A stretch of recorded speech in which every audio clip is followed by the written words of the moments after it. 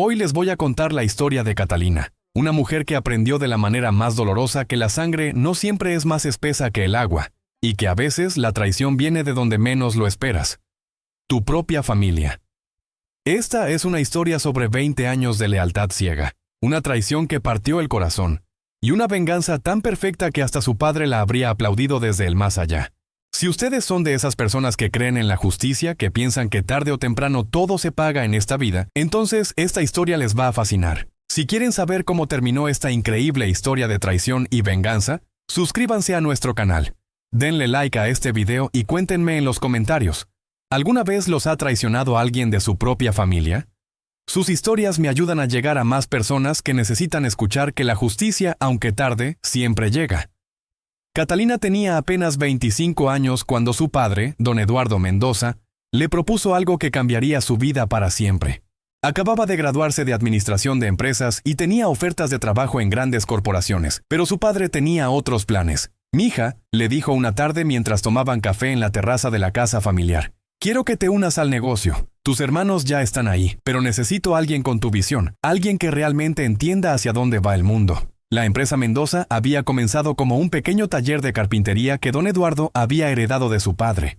Con los años se había expandido a la construcción, luego a los bienes raíces, y para cuando Catalina se graduó, ya era una empresa mediana pero próspera que empleaba a más de 200 personas. Sus 3 hermanos mayores, Carlos, Miguel y Roberto, ya trabajaban en la empresa desde hacía varios años. Carlos manejaba la construcción, Miguel se encargaba de las finanzas y Roberto supervisaba las operaciones diarias. Pero don Eduardo veía algo en Catalina que no veía en sus hijos varones, visión estratégica y una capacidad natural para los negocios que ellos simplemente no tenían.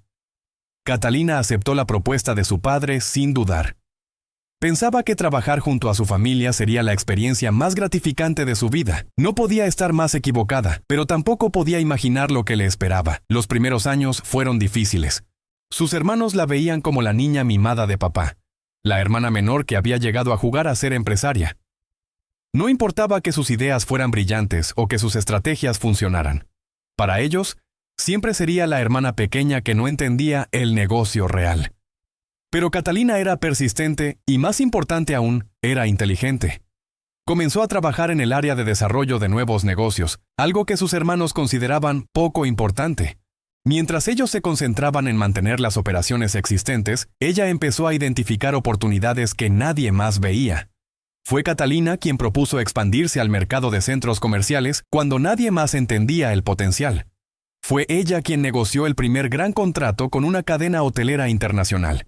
Y fue ella quien desarrolló la división de proyectos residenciales de lujo, que eventualmente se convertiría en la parte más rentable de toda la empresa. Con cada éxito, don Eduardo se sentía más orgulloso de su hija, pero también más preocupado. Veía cómo sus hijos varones la miraban, notaba las conversaciones que se detenían cuando ella entraba a una habitación, percibía la tensión creciente en las reuniones familiares. Durante 20 años, Catalina se entregó completamente a la empresa. Trabajaba 60 horas a la semana, se perdía reuniones sociales, pospuso tener una familia propia. Todo porque creía que estaba construyendo algo junto a las personas que más amaba en el mundo. Sus hermanos, mientras tanto, se las arreglaron para mantenerse en posiciones cómodas dentro de la empresa. Carlos seguía manejando la construcción, pero era Catalina quien conseguía los contratos más grandes. Miguel manejaba las finanzas, pero era Catalina quien desarrollaba las estrategias de crecimiento que generaban los ingresos que él administraba. Roberto supervisaba las operaciones, pero era Catalina quien diseñaba los procesos que él implementaba. La ironía era evidente para todos menos para ella. Catalina había estado construyendo un imperio, pero sus hermanos se llevaban todo el crédito. Y lo peor era que ella ni siquiera se daba cuenta. Estaba tan enfocada en hacer crecer el negocio, tan convencida de que trabajaba por el bien de toda la familia, que no veía lo que era obvio para cualquier observador externo. Don Eduardo sí lo veía. Durante sus últimos años, había estado observando a sus hijos con una mezcla de orgullo y preocupación. Estaba orgulloso de Catalina, por supuesto, pero también estaba profundamente preocupado por lo que podría pasar cuando él ya no estuviera ahí para protegerla. Comenzó a notar pequeñas cosas, como la forma en que sus hijos hablaban de Catalina cuando pensaban que él no podía escuchar, cómo se referían a sus ideas, cuando hablaban de proyectos que claramente habían sido desarrollados por su hermana, cómo la excluían sutilmente de ciertas conversaciones o decisiones. Fue durante una cena familiar, aproximadamente 2 años antes de su muerte, cuando don Eduardo finalmente entendió la magnitud del problema. Carlos había estado presumiendo sobre un nuevo proyecto residencial que había desarrollado, cuando don Eduardo sabía perfectamente que había sido idea de Catalina. «Es increíble lo que podemos lograr cuando trabajamos como equipo», había dicho Carlos levantando su copa. Por supuesto, las mujeres pueden aportar su granito de arena, pero al final del día los negocios son cosa de hombres. Catalina había sonreído incómodamente, como siempre hacía cuando sus hermanos hacían comentarios así. Había aprendido a ignorarlos, a pensar que era solo su manera de bromear, pero don Eduardo vio algo más en esa sonrisa. Vio resignación, y eso lo aterrorizó. Esa noche, después de que todos se fueran, don Eduardo se quedó despierto hasta muy tarde, pensando. Al día siguiente hizo una cita con su abogado. «Necesito establecer un fideicomiso», le dijo a don Fernando Ruiz, su abogado de toda la vida. «Y necesito que sea absolutamente confidencial. Ni siquiera Catalina puede saber de esto hasta que yo muera». Durante los siguientes meses, don Eduardo trabajó discretamente con don Fernando para estructurar algo que protegiera a Catalina sin que ella ni sus hermanos se dieran cuenta. Fue un proceso complejo que requirió la creación de varias entidades corporativas y la transferencia gradual de acciones a través de mecanismos que parecían inversiones de terceros. La estructura era brillante en su simplicidad. Don Eduardo creó una sociedad de inversión anónima que gradualmente fue comprando acciones de la empresa Mendoza. Para todos los efectos, parecía que un inversor externo estaba adquiriendo participación en el negocio. Los hermanos de Catalina incluso bromeaban sobre su socio misterioso y especulaban sobre quién podría ser. Lo que no sabían era que ese socio misterioso era su propio padre y que todas esas acciones estaban siendo colocadas en un fideicomiso irrevocable a nombre de Catalina. Para cuando don Eduardo murió, el fideicomiso controlaba el 51% de la empresa. El funeral de don Eduardo fue un asunto sombrío pero también extrañamente tenso. Catalina estaba devastada por la pérdida de su padre, pero sus hermanos parecían más preocupados por los aspectos prácticos de su muerte que por el duelo. La lectura del testamento se llevó a cabo una semana después del funeral en la oficina de don Fernando. Catalina llegó con los ojos hinchados de llorar, mientras que sus hermanos llegaron con portafolios y expresiones serias de negocios. El testamento era bastante directo. La casa familiar para su esposa, algunas propiedades menores divididas entre todos los hijos, y sus acciones de la empresa distribuidas equitativamente entre los 4 hermanos. 25% para cada uno. Catalina se sintió un poco decepcionada, no porque quisiera más, sino porque esperaba que su padre hubiera reconocido de alguna manera su contribución especial a la empresa. Pero aceptó la decisión con gracia, como siempre hacía. Sus hermanos, por otro lado, estaban eufóricos. Con el 25% de Catalina y el 75% que tenían entre los 3, podrían hacer lo que quisieran con la empresa, y lo que querían hacer se volvió claro muy rápidamente. La primera reunión de socios después del funeral fue brutal. Carlos tomó la iniciativa, como siempre hacía cuando se trataba de confrontaciones directas. «Catalina», comenzó con esa voz paternalista que había perfeccionado a lo largo de los años. «Hemos estado hablando y creemos que es hora de hacer algunos cambios en la empresa». Catalina levantó la vista de los documentos que había estado revisando. «¿Qué tipo de cambios?». Miguel se inclinó hacia adelante. «Bueno, la empresa ha crecido mucho y creemos que necesita un liderazgo más enfocado, más tradicional». «¿Qué quieres decir con tradicional?», preguntó Catalina, aunque ya comenzaba a tener una idea de hacia dónde se dirigía la conversación. Roberto, que siempre había sido el más directo de los 3, decidió ir al grano. «Creemos que sería mejor si te encargaras de otras cosas, tal vez recursos humanos o relaciones públicas, algo más adecuado para una mujer», terminó Catalina la frase. «Exactamente», dijo Carlos, claramente aliviado de que ella hubiera entendido. «Los negocios serios, las negociaciones importantes, los contratos grandes, esas son cosas que requieren una presencia más masculina». Catalina los miró a los 3, estos hombres que habían sido sus hermanos, sus compañeros, sus socios durante 20 años. «¿Están hablando en serio?». «Completamente en serio», dijo Miguel. «Y para ser honestos, Catalina, siempre hemos sentido que papá te dio demasiada responsabilidad. No es culpa tuya, por supuesto. Él tenía un punto débil contigo porque eras su única hija. Pero ahora que él ya no está aquí». «¿Ahora que él ya no está aquí, qué?», preguntó Catalina, sintiendo que se le hacía un nudo en el estómago. Ahora podemos dirigir la empresa como debe ser dirigida, dijo Carlos, como un negocio real, no como un experimento de equidad de género. El silencio que siguió fue ensordecedor. Catalina podía escuchar su propio corazón latiendo. Podía sentir la sangre corriendo por sus venas. Podía sentir 20 años de su vida desmoronándose a su alrededor. Yo construí la mitad de esta empresa, dijo finalmente, con una voz que apenas reconocía como propia.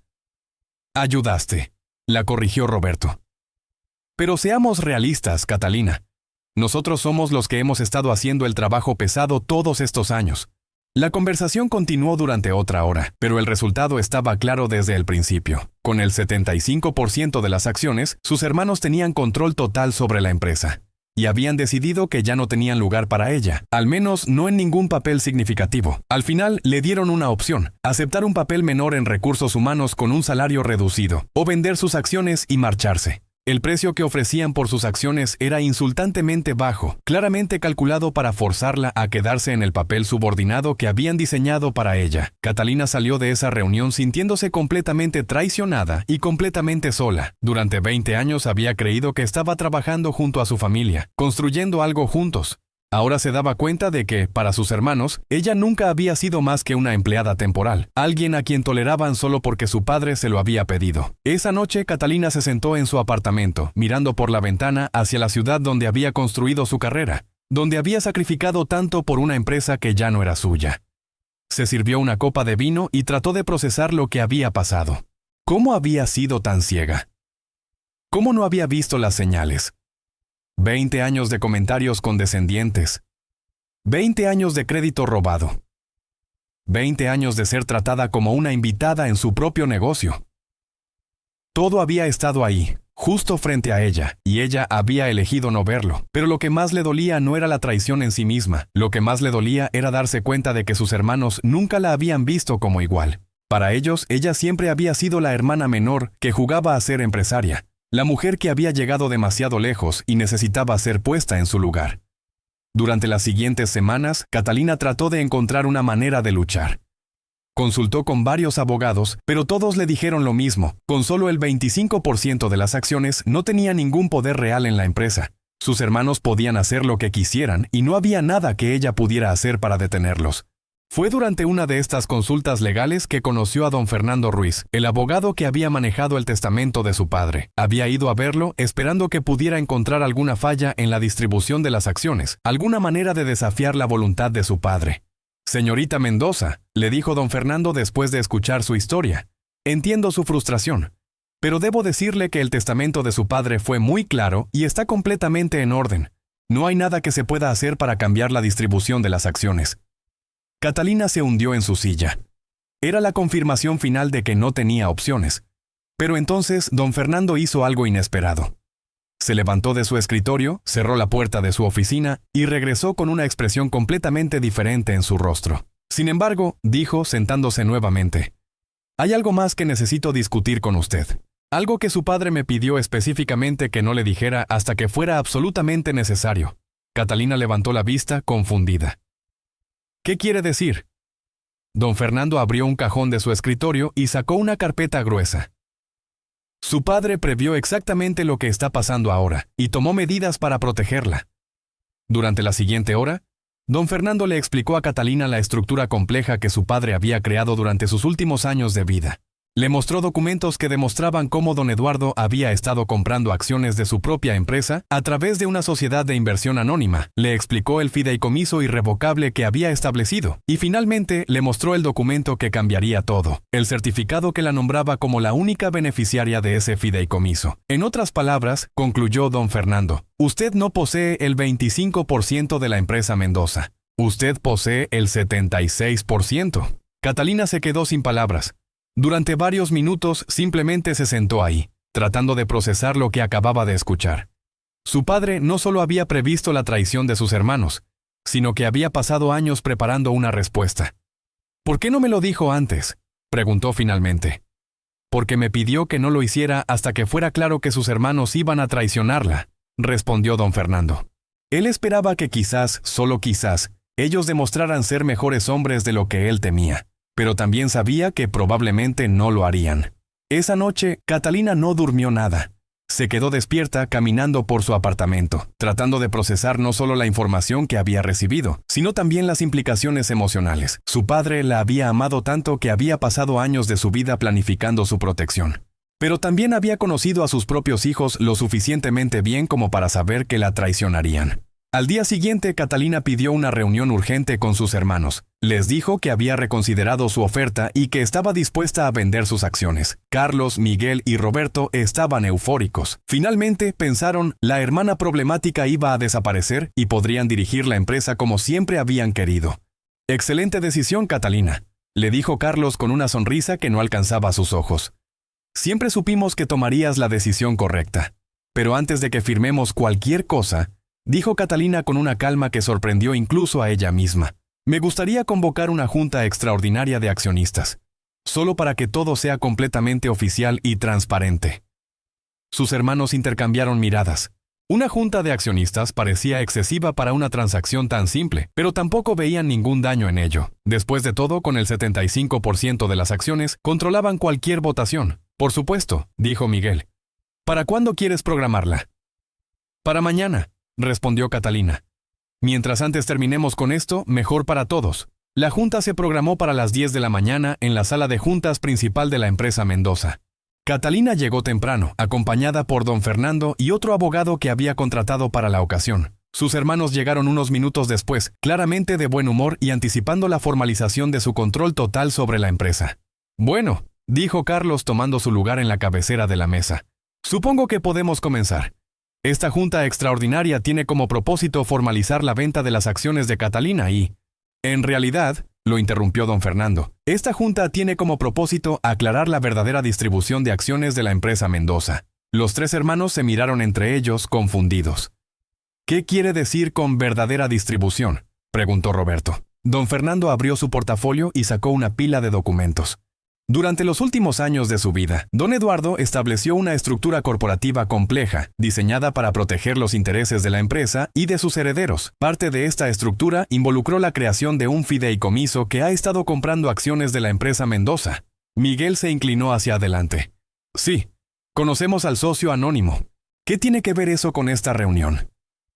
«Tiene que ver», continuó don Fernando, «porque ese socio anónimo era en realidad su propio padre, y todas las acciones que compró fueron colocadas en un fideicomiso irrevocable a nombre de Catalina Mendoza». El silencio que siguió fue absoluto. Catalina podía ver las expresiones en las caras de sus hermanos cambiar de confusión a comprensión, y luego a algo que parecía pánico. «¿Qué está diciendo exactamente?», preguntó Carlos con una voz que de repente sonaba mucho menos segura. Don Fernando sonrió. «Estoy diciendo que la distribución real de acciones de la empresa Mendoza es la siguiente.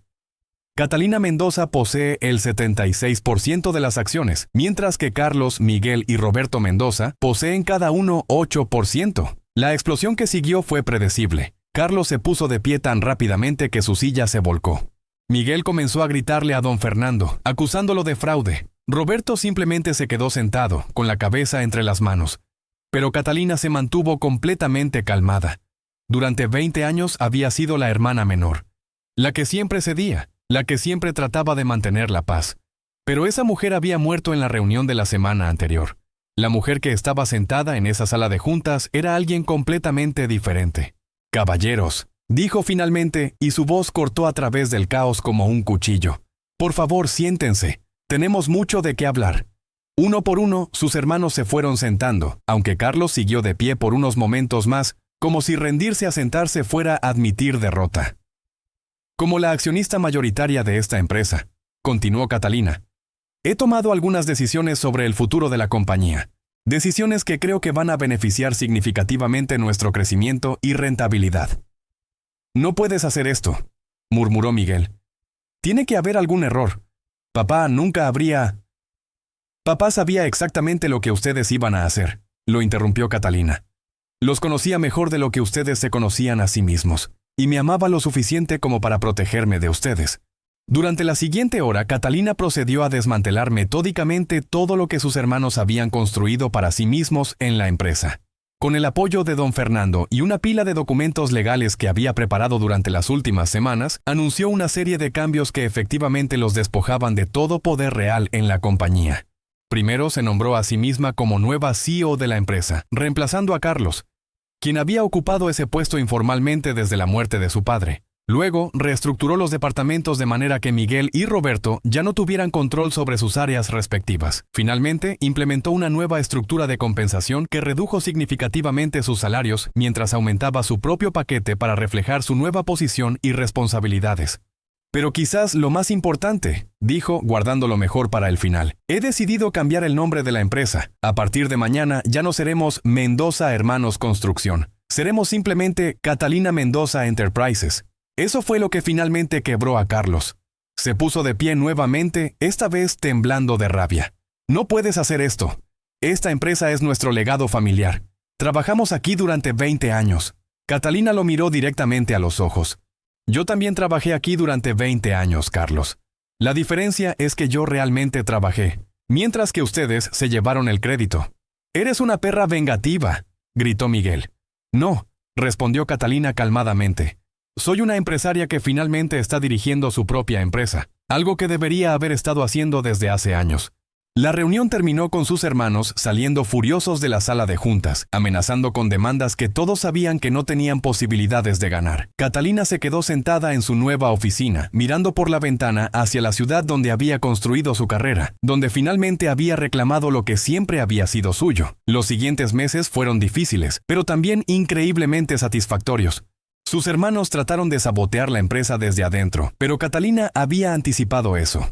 Con la ayuda de algunos empleados leales que habían visto durante años cómo la trataban sus hermanos, logró documentar varios intentos de sabotaje y usó esa evidencia para justificar su despido inmediato. Carlos, Miguel y Roberto se encontraron no solo sin trabajo, sino también sin las indemnizaciones generosas que habían esperado. Como accionistas minoritarios, tenían derecho a los dividendos de sus acciones, pero eso era todo. Y como Catalina había decidido reinvertir todas las ganancias en el crecimiento de la empresa durante los primeros años, esos dividendos fueron mínimos. Dentro de un año, los tres hermanos se vieron obligados a vender sus casas de lujo y sus autos deportivos. Carlos, que había estado viviendo un estilo de vida extravagante financiado por los éxitos de Catalina, se declaró en bancarrota personal dentro de 18 meses. Miguel y Roberto se las arreglaron un poco mejor, pero tuvieron que aceptar empleos en empresas competidoras por salarios que eran una fracción de lo que habían estado ganando. Mientras tanto, Catalina floreció como nunca antes. Sin sus hermanos saboteando sus ideas o llevándose el crédito por su trabajo, pudo finalmente mostrar de lo que era realmente capaz. En 2 años duplicó los ingresos de la empresa. En 3 años se había expandido a 2 países más. En 5 años, Catalina Mendoza Enterprises se había convertido en una de las empresas de construcción más respetadas de Latinoamérica. Pero quizás la venganza más dulce llegó durante una gala de la industria, 3 años después de que tomara control de la empresa. Catalina estaba siendo honrada como Empresaria del Año por la Cámara de Comercio, y había sido invitada a dar un discurso sobre su éxito. Entre el público pudo ver a Carlos, Miguel y Roberto sentados en una mesa en el fondo del salón. Habían venido, supuso, para ver su momento de triunfo, quizás esperando que mencionara cuánto había aprendido de ellos o que agradeciera su apoyo durante los primeros años. En cambio, Catalina les dio algo muy diferente. Hace 3 años, comenzó su discurso. Mis hermanos me dijeron que las mujeres no servían para los negocios serios. Me dijeron que necesitaba encontrar algo más apropiado para mí. Me ofrecieron un puesto en recursos humanos como si fuera un favor. La audiencia se movió incómodamente, pero Catalina continuó. Hoy, la empresa que ellos pensaron que no podía dirigir está valorada en 10 veces lo que valía cuando ellos estaban a cargo. Hoy, esa empresa emplea a más de 3,000 personas y opera en 7 países. Y hoy, quiero agradecer a mis hermanos por enseñarme la lección más valiosa de mi carrera, que la única persona en quien realmente puedes confiar eres tú misma. El aplauso que siguió fue ensordecedor, pero Catalina no estaba mirando a la audiencia. Estaba mirando a la mesa del fondo, donde sus 3 hermanos se veían más pequeños de lo que ella los recordaba. Después del evento, mientras salía del hotel, Carlos la interceptó en el estacionamiento. «Catalina», le dijo. Y por primera vez en su vida su voz no tenía ni un rastro de condescendencia. «Necesito hablar contigo». Ella se detuvo y se giró para mirarlo. Carlos se veía mayor de lo que ella recordaba, y había algo en su postura que sugería que los últimos años no habían sido amables con él. ¿Qué quieres, Carlos? Quiero disculparme. No teníamos derecho a tratarte como lo hicimos. No teníamos derecho a subestimarte. Catalina lo estudió por un momento. Podía ver que era sincero, pero también podía ver que esta disculpa venía 3 años demasiado tarde y por todas las razones equivocadas. ¿Te disculpas porque te das cuenta de que estabas equivocado? ¿O te disculpas porque ahora necesitas algo de mí?, le preguntó directamente. Carlos bajó la mirada. Estoy en una situación complicada. El trabajo que tengo no es suficiente para mantener a mi familia. Pensé que quizás podrías considerar darme una oportunidad en la empresa otra vez. Ahí estaba la verdadera razón detrás de la disculpa. Catalina sintió una mezcla de pena y rabia. Pena porque este hombre parado frente a ella había sido su hermano mayor, alguien a quien una vez había admirado y respetado. Rabia porque incluso ahora, incluso después de todo, seguía viendo a la empresa como algo a lo que tenía derecho por ser un Mendoza. Carlos, le dijo con una voz que era firme pero no cruel, hace 3 años me dijiste que las mujeres no servían para los negocios serios. Me dijiste que papá había cometido un error al darme responsabilidad. Me hiciste sentir como si fuera una invitada no deseada en mi propia empresa. Y ahora vienes aquí, no porque realmente creas que estabas equivocado, sino porque necesitas trabajo. Carlos levantó la vista, y ella pudo ver lágrimas en sus ojos. Catalina, por favor. Somos familia. No, le respondió ella, subiendo a su auto. La familia no se trata a sí misma como ustedes me trataron a mí. La familia se apoya, se respeta, se celebra. Ustedes nunca me vieron como familia, me vieron como un obstáculo. Mientras se alejaba, Catalina vio por el espejo retrovisor a Carlos de pie en el estacionamiento, viendo cómo se alejaba el último vestigio de la vida que había conocido. No sintió satisfacción al verlo así, pero tampoco sintió culpa. Durante 20 años había puesto a su familia antes que ella misma, y al final habían demostrado que ella nunca había sido realmente familia para ellos. Ahora, finalmente, se estaba poniendo a sí misma primero. Los años que siguieron fueron los más productivos y satisfactorios de la vida de Catalina. Sin la carga emocional de tratar de ganar la aprobación de sus hermanos, pudo concentrarse completamente en lo que siempre había hecho mejor: construir negocios exitosos. Catalina Mendoza Enterprises se expandió a la energía renovable, desarrolló una división de tecnología de construcción y estableció un programa de responsabilidad social que construía viviendas asequibles para familias de bajos ingresos. La empresa se convirtió no solo en un éxito financiero, sino en un modelo de cómo los negocios podían tener un impacto positivo en sus comunidades. Pero quizás el momento más gratificante llegó 5 años después de aquella confrontación en el estacionamiento, cuando Catalina recibió una llamada inesperada de Miguel. Catalina, le dijo su hermano con una voz que sonaba genuinamente diferente. Sé que no tengo derecho a pedirte nada, pero necesito que sepas algo. Catalina había estado esperando esta llamada durante años, suponiendo que eventualmente todos sus hermanos llegarían a pedirle trabajo o dinero. Pero lo que Miguel le dijo la sorprendió. He estado en terapia, continuó, tratando de entender por qué hicimos lo que hicimos. Y quiero que sepas que no fue sobre ti. Nunca fue sobre ti.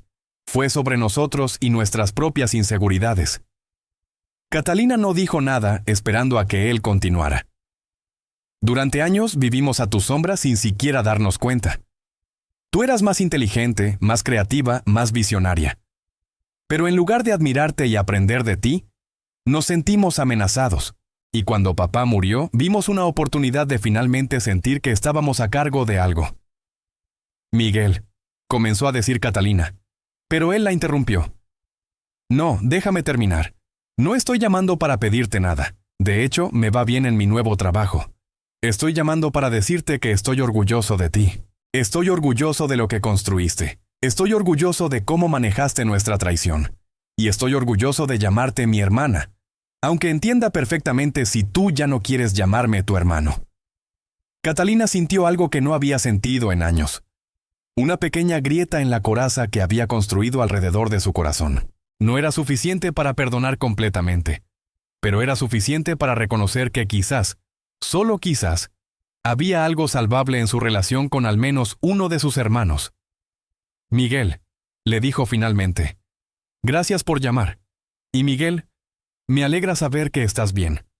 No era reconciliación, pero era un comienzo. Y por primera vez en años, Catalina se permitió pensar que quizás su padre había estado equivocado sobre una cosa. Quizás no todos sus hijos estaban perdidos.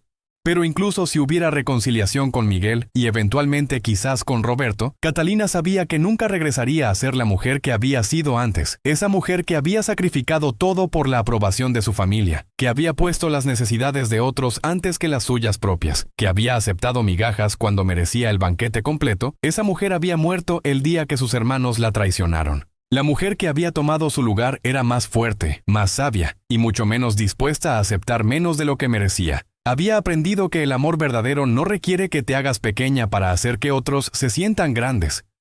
Había aprendido que la familia real te celebra, no te sabotea. Y había aprendido que a veces la mayor venganza es simplemente vivir bien y prosperar sin las personas que trataron de mantenerte abajo.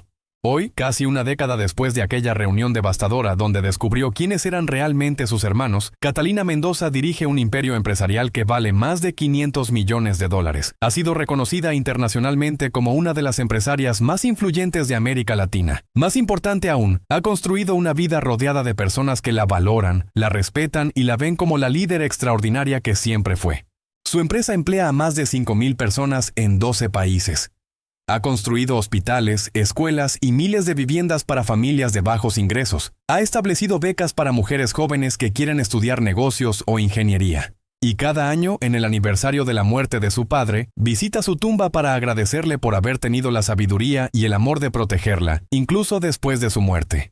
Durante estas visitas, a veces se pregunta qué habría pasado si sus hermanos hubieran sido diferentes, si la hubieran valorado desde el principio, si hubieran trabajado realmente como una familia, si hubieran construido algo juntos en lugar de competir entre ellos. Pero estas preguntas ya no la llenan de tristeza o rabia, la llenan de gratitud. Porque al final, la traición de sus hermanos le dio algo que nunca habría tenido de otra manera: la oportunidad de descubrir de lo que realmente era capaz cuando no tenía que compartir el crédito. Cuando no tenía que hacer que sus ideas parecieran menos brillantes para no amenazar egos masculinos frágiles, cuando finalmente pudo ser completamente ella misma. La empresa que sus hermanos pensaron que no podía dirigir ahora vale 10 veces más de lo que valía cuando ellos estaban a cargo. Los proyectos que ellos consideraban demasiado ambiciosos para una mujer ahora son estudios de caso en escuelas de negocios de todo el mundo. Y la hermana menor que pensaron que podían manipular y controlar se convirtió en una de las mujeres más poderosas de su industria. Pero quizás la victoria más dulce no es el éxito financiero o el reconocimiento profesional. La victoria más dulce es la paz que siente cada mañana cuando se despierta sabiendo que ya no tiene que probar nada a nadie. Ya no tiene que hacer que otros se sientan cómodos con su éxito. Ya no tiene que disculparse por ser brillante, ambiciosa o exitosa. Ha construido una vida donde está rodeada de personas que la ven por quien realmente es y la aman precisamente por eso. Ha creado un legado que va mucho más allá de los números en un balance. Un legado de mujeres empoderadas, familias con hogares dignos y comunidades transformadas por su visión y generosidad. Y cada vez que una mujer joven se acerca después de una de sus conferencias para contarle cómo su historia la inspiró a no aceptar menos de lo que merece, cada vez que recibe una carta de una familia que pudo comprar su primera casa gracias a uno de sus programas, cada vez que ve el impacto real que su empresa tiene en el mundo, Catalina sabe que su padre estaría orgulloso. No solo porque construyó un imperio empresarial exitoso, sino porque lo hizo manteniendo su integridad, su compasión y su compromiso con hacer del mundo un lugar mejor. Su padre le había dado las herramientas para la venganza, pero ella había elegido usarlas para algo más grande. La construcción de un legado que beneficiara no solo a ella, sino a miles de personas. Al final, esa fue la venganza más perfecta de todas. No destruir a quienes la habían traicionado, sino construir algo tan extraordinario, tan impactante, tan significativo, que hiciera que su traición pareciera exactamente lo que era: pequeña, mezquina e irrelevante. Porque mientras sus hermanos habían estado enfocados en mantenerla abajo, ella había estado mirando hacia arriba, hacia un futuro que era más grande y más brillante de lo que cualquiera de ellos había podido imaginar. Y ese futuro, ese imperio, ese legado, era completamente suyo. La historia de Catalina nos enseña que a veces las traiciones más dolorosas vienen de las personas que más amamos, pero también nos enseña que estas traiciones pueden ser el empujón que necesitamos para descubrir nuestro verdadero potencial. Su padre sabía que la protección más grande que podía darle a su hija no era un camino fácil, sino las herramientas para crear su propio camino cuando el mundo tratara de limitarla. Ahora ustedes me dicen, después de escuchar todo lo que vivió Catalina, después de ver cómo transformó la traición más dolorosa en el triunfo más extraordinario, ¿qué creen que fue lo más importante que aprendió en este proceso? ¿Fue que la familia no siempre significa sangre o que su valor no depende del reconocimiento de otros? Déjenme sus reflexiones en los comentarios, porque me encanta conocer sus perspectivas sobre estas historias de superación y venganza perfecta.